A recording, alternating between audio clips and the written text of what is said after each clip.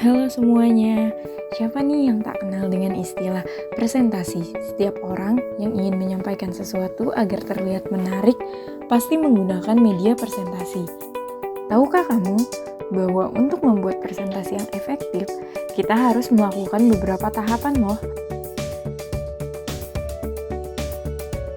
Mulai dari tahapan perencanaan, persiapan, hingga tahapan presentasi. Dan kali ini, kita akan membahas mengenai tahapan perencanaan. Terdapat 4 faktor dalam membuat perencanaan presentasi yang efektif. Pertama, audiens. Faktor yang pertama adalah audiens, merupakan sekumpulan orang yang menjadi pembaca, pendengar, atau pemirsa dari presentasi yang kita lakukan untuk mengatur nada presentasi dan mempertimbangkan jenis visual yang digunakan. Kita harus memperhatikan beberapa hal dari audio yaitu karakteristik jenis kelamin, usia, jenis pendidikan audiens. Hal ini dapat menimbulkan keyakinan, sikap, prasangka, dan apa yang mungkin mereka miliki terhadap topik yang akan kita presentasikan. Kedua, tujuan. Faktor kedua yang harus dipertimbangkan adalah tujuan dari presentasi. Tujuan merupakan hasil yang kita harapkan yang akan diterima oleh audiens setelah akhirnya presentasi. Terdapat 3 kategori utama tujuan presentasi, yaitu tujuan kognitif yang mengikuti penamaan hal-hal atau pemecahan masalah, tujuan afektif yang berhubungan dengan sikap dan perasaan audiens, serta tujuan psikomotorik yang berhubungan dengan keterampilan. 3. Konten.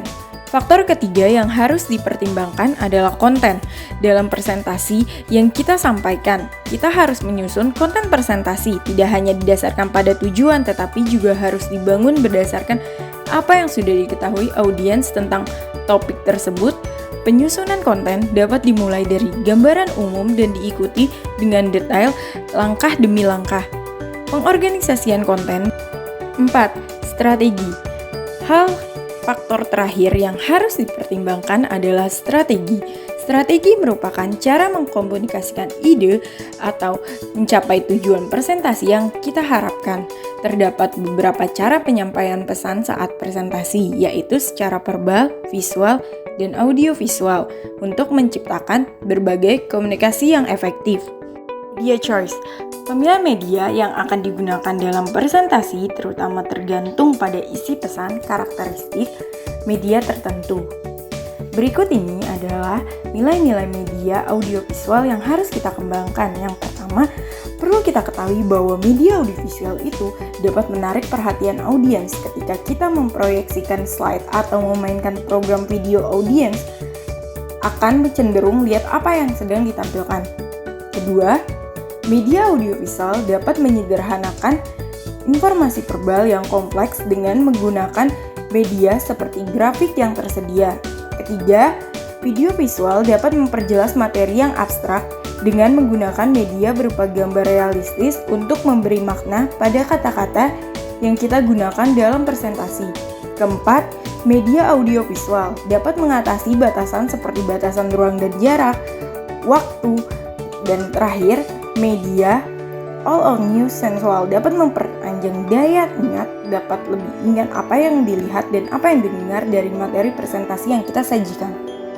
Berikut ini jenis-jenis media yang dapat menunjang presentasi. Yang pertama adalah flip chart.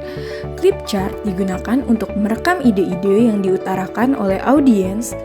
Media ini cukup fleksibel, tidak mahal, nyaman, dan tidak memerlukan listrik, dan hanya memerlukan spidol berwarna untuk menyoroti poin-poin yang penting. Kedua, slide. Media ini dapat dibuat sendiri, realistis, dan relatif mudah ditampilkan pada saat presentasi. Slide dapat menunjukkan gambar yang realistis dan menyajikan kata-kata atau angka dan simbol lainnya. Ketiga, video presentation kamera.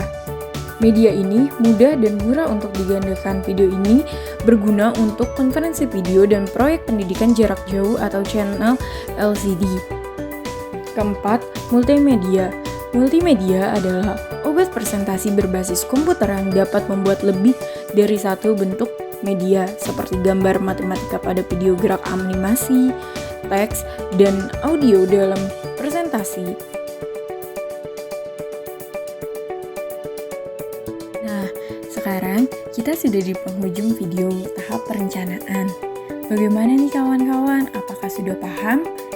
Terima kasih sudah menyaksikan video ini. Semoga bermanfaat dan sampai jumpa di video selanjutnya.